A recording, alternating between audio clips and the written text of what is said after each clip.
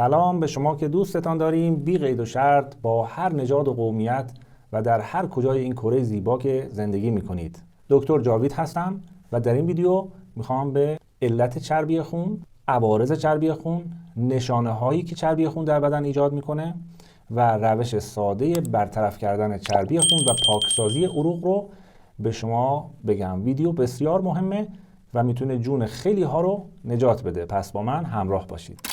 آیا میدونید علت اصلی سکته ها و مجرم اصلی در این قضیه کی هست؟ آیا میدونید چربی خون نشانه هایی داره که شما اینها رو میتونید به راحتی تشخیص بدید و با مواد غذایی بسیار ساده و در دسترس اون رو برطرف بکنید؟ آیا میدونید چربی خون یک بیماری پنهان هست و در روش های طب نوین برطرف کردن چربی خون سالهای سال طول میکشه، ولی در روشی که خدمت شما میگم کمتر از 40 روز چربی خون شما در هر حدی که باشه و در هر اندازه‌ای که باشه به حد نرمال برخواهد گشت. چرا بعضی ها روغن مصرف نمی کنند یا کم مصرف می کنند ولی دچار چربی خون میشن؟ چرا بعضی ها روغن های سالم استفاده می کنند ولی باز هم میبینید که کلسترول تریگلیسیریدشون میره بالا و دچار عوارض اون میشن، دچار گرفتگی عروق و دچار سکته های قلبی و مغزی میشن؟ جواب همه این سوال ها رو در این ویدیو خدمت شما خواهم گفت.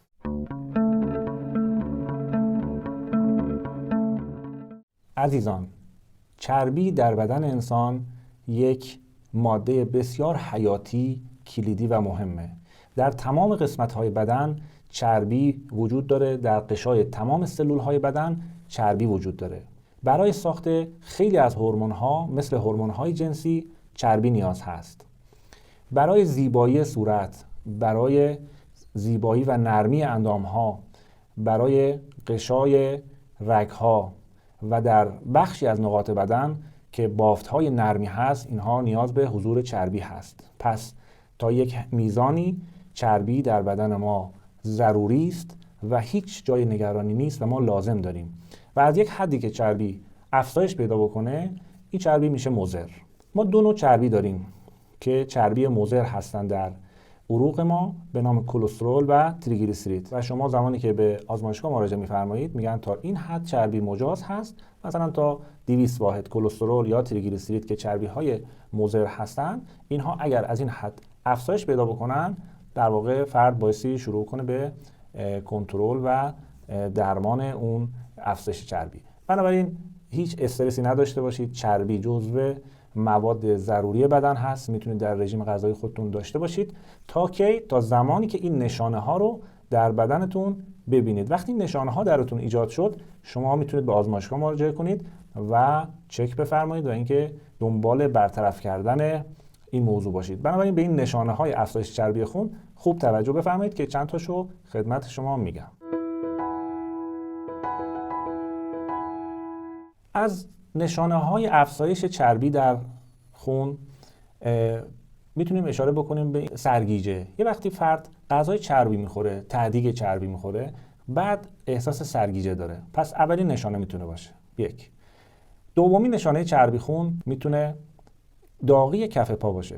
افرادی که داغی کف پا دارن یا حرارت بیش از حد دارن، اینها چربی خونشون ممکنه بالا باشه. نشانه سوم افزایش چربی در بدن میتونه تشنگی و خشکی دهان و تلخی دهان باشه. خیلی وقتا افراد در دهانشون مزه تلخی دارن بدون که ماده غذایی تلخی بخورن، این حس رو دارن. از نشانه های دیگه چربی خون میتونیم اشاره بکنیم به ورم دست و پا یا ورم صورت. این ورم غیر طبیعی، غیر از چاقی در فرد میتونه باشه. این هم میتونه یکی از نشانه های افزایش چربی خون باشه. نشانه دیگه افزایش چربی خون میتونه صدای گوش باشه، یعنی وزوز گوش، دچار وزوز گوش شده. یک نشانه دیگه هم که جالب هست بدونید، افرادی که صبح از خواب بلند میشن احساس درد در پاشنه پا دارن، خصوصا چند قدمی که اول راه میرن پاشنه پاشون درد میکنه. این افراد هم میتونه چربی خونشون بالا باشه. خب عزیزان، پس شما به راحتی چربی استفاده بکنید، چربی های سالم مصرف بفرمایید، روغن زیتون، روغن کنجد، روغن های حیوانی و روغن های سالم رو شما استفاده بفرمایید و حتما در مورد روغن‌ها اطلاعات خودتون رو ببرید بالا و فریب سیستم‌های تجاری که تولید روغن‌های خاصی میکنن، تبلیغ میکنن، شرکت‌های میگن روغن‌های بدون کلسترول یا فلان، فریب اونها رو نخورید. سعی بکنید روغن‌های طبیعی مصرف بفرمایید. بنابراین با خیال راحت استفاده بفرمایید و تا زمانی که این نشانه‌ها رو در وجود خودتون دیدین، به محضی که این نشانه‌ها که نشانه‌های افزایش چربی هست اینها رو دیدید، یا اینکه بعضی‌ها چکاپ میرن، هر به صورت دوره‌ای وارد آزمایشگاه میشن، چکاپ میکنن و زمانی که کلسترول و تریگلیسیریدتون رفت بالا، این رو میتونید به راحتی در منزل درمان بفرمایید. رسوب در عروق که به مرور میتونه عروق رو مسدود بکنه. البته این هم نمیخوام به شما استرس بدم، چون خود استرس و هرس خوردن یکی از مشکلات عدیده هست در جوامع امروزی. نگران نباشید، چربی خون زمان میبره تا بخواد رسوب کنه در عروق، یا تنگی عروق به وجود بیاره یا گرفتگی عروق به وجود بیاره. عارضه بعدی که چربی خون ایجاد میکنه کبد چرب هست که کبد چرب بسیار در واقع شایع هست و الان در جوامع امروزی شما مطمئن باشین که بیش از نیمی از مردم کبدهاشون چرب هست که 4 تا گرید داره، از گرید 1 تا 4 که گرید 2 به بعد خطرناک میشه و وارد سیروز کبدی میتونه باشه که بیماری ناجوری هست. بنابراین گرید 1 نگران کننده نیست تا گرید 2 و این دستورایی که میگم خدمت شما برای درمان هم کبد چرب، هم چربی خون، هم پاکسازی عروق بسیار عالی است. زمانی که میزان ورودی چربی با میزانی که ما میسوزونیم، مصرف میکنیم، اینها با هم متعادل باشه، چربی خون افزایش پیدا نمیکنه. وقتی زندگی ها راکت میشه، فعالیت بدنی کم میشه، چربی خون اضاف میشه، یعنی نمیسوزه در بدن و این چربی تجمع پیدا میکنه و کبد هر چی میتونه درون خودش ذخیره میکنه و وقتی که نمیتونه دیگه شروع میکنه به چرب شدن و رسوب در رگ‌ها و عوارض و مشکلات بعدی. بنابراین کاهش فعالیت بدنی 1. دوم، کبد چربی ها رو از طریق ترشحات صفراوی داخل روده میریزه عزیزان. کسانی که رودهشون خوب کار نمیکنه و دچار یبوست هستن، این به جایی که چربی دفع بشه دوباره بازجذب میشه. بنابراین میبینید افرادی که به ما مراجعه میکنن در طی درمان، ما به اینا نسخه که میدیم انجام میدن، همین دستوری که میگیم انجام میدن، بعد میگن ما حس میکنیم در واقع مواد دفعیمون چرب هست و چربی داریم دفع میکنیم، که این دقیقاً همون چیزیه که ما میخوایم باید چربی رو دفع بکنیم و زمانی که شما یبوست دارید این اتفاق نمیفته و چربی دوباره بازجذب میشه از طریق روده به خون و این مشکل ایجاد میشه. سوال پرسیده بودن که چرا ما با وجودی که چربی استفاده نمی کنیم یا چربی سالم استفاده میکنیم باز هم چربی خونمون بالا هست. اینها چند تا علت داره که میتونه متابولیسم بدنشون کم باشه، یعنی نمیسوزونه بدن، سوخت و ساز بدن پایین هست، یعنی مزاجشون سرده و باعثی در واقع گرمیجات بیشتر استفاده بکنن در حدی که توان بدنشون باشه و باز از اون طرف گرمیشون نکنه، در حد متعادل سوخت و ساز رو ببرن بالا، ورزش بیشتر بکنن.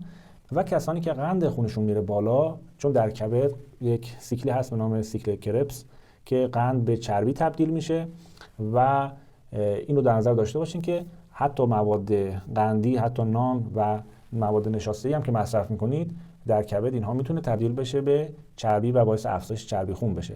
بنابراین قند هم میتونه چربی خون رو بالا ببره. به خاطر همین خیلی از کسانی که قند دارن معمولا چربی خونشون هم بالا میره و بعد فشار خونشون هم میره بالا، چون در عروق رسوب میکنه. بنابراین هم در مورد دیابت ما رژیم غذایی دادیم که میتونید مراجعه بفرمایید، کامل رژیم غذایی مفصل دادیم، صبحانه، نهار، شام چی بخورن. همین نسخه‌ای که در مورد چربی خون خدمت شما میگیم. قدم اول برای درمان چربی خون رفع یبوست هست که شما میتونید مفصل ویدیوی یبوست رو در همین چنل مشاهده کنید و این مشکل رو برطرف بفرمایید. قدم دوم، فعالیت بدنی مرتب در طی روزی 45 دقیقه، طوری که ضربان قلبتون بره بالا و حتی اگر عرق بکنید خیلی خوبه. مورد بعد عزیزان، من به شما میخوام یک قولی بدم. اگر فقط 40 روز این دستورالعمل‌ها رو رعایت بفرمایید، چربی خونتون در هر عددی باشه میاد پایین. من کلسترول داشتم 750، تریگلیسیرید 500. اینها رو ظرف کمتر از 20 روز با همین دستوراتی که میگم آوردیم پایین. حالا چه رژیم غذایی داشته باشم؟ عزیزان، در این 1 ماه 40 روزی که میخواین چربی خونتون رو کنترل بفرمایید، این دستورات رو اجرا بفرمایید که این دستورات نه تنها چربی شما رو میاره پایین، بلکه کبد چرب شما رو هم درمان خواهد کرد و حداقل 1 گرید کبد چربتون رو پایین خواهد آورد. اینها بارها و بارها تست شده و مطالبی که خدمت شما میگیم مطالب اینترنتی کپی و اینها نیست، مطالبی که حاصل تجربیات بنده و تیم ما هست و شما با خیال راحت اجرا بفرمایید. رژیم غذایی چیه؟ شما در این مدت اکثر غذاهاتون غذاهای گیاهی باشه، یعنی فرآورده‌های حیوانی رو در این 1 ماه به حداقل برسونید. از سوپ‌ها، آش‌ها، سبزیجات، کدو، مواد غذایی گیاهی استفاده بفرمایید. اونم آبپز با روغن کم، با روغن زیتون یا روغن‌های سالم ولی به میزان کم.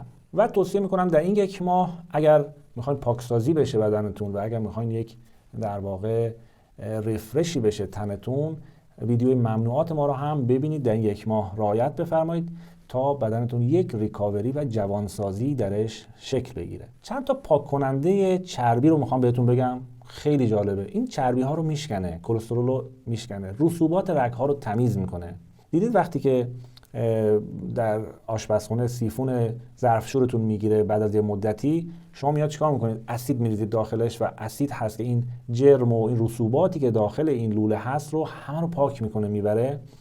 این اسید و این جرمبر چیزی نیست جز سرکه سیب طبیعی. سرکه سیب، نه این چیزایی که در بازار هست در سوپر، نه، سرکه سیبی که حاصل میوه سیب هست به میزان چربی خونی که دارید. اگر چربی خونتون خیلی بالا بود 5 قاشق، یعنی اگر 400 به بالا بود کلسترول تریگلیسیرید، یا کبد چربتون اگر گرید 2 به بالا بود روزی 5 قاشق، اگر کمتر بود به همون میزان کمتر روزی 1 تا 3 قاشق هم میتونید استفاده بفرمایید، به همراه آب که معده رو اذیت نکنه و این رو صبح ظهر شب استفاده بفرمایید. طول مدت درمان عزیزان در افراد مختلف متفاوت هست. شما خودتون میتونید تشخیص بدید که چقدر این رو استفاده بکنید از نشانه هایی که قبلا داشتید که اول ویدیو گفتم. تجربه ما میگه بین 2 هفته تا 1 ماه بر اساس میزان چربی خون. عزیزانی که میگن سرکه سیب نیست یا در دسترس ما نیست یا مثلا میفرمایید که این سرکه ممکنه سخت باشه تهیه‌اش، من چند تا دستورالعمل ساده دیگه هم به شما میگم، همه اینا تجربه شده است عزیزان. اگر زرشک پیدا کردید، آب زرشک رو میتونید استفاده کنید، یا آب انار فوق‌العاده عالی هست. یکی از اون موادی هستش که در تمام نقاط دنیا وجود داره و شما میتونید استفاده کنید. روزی 2 لیوان آب انار طبیعی استفاده بفرمایید. آب غوره هم کمک میکنه به کاهش چربی خون و تمیز کردن عروق.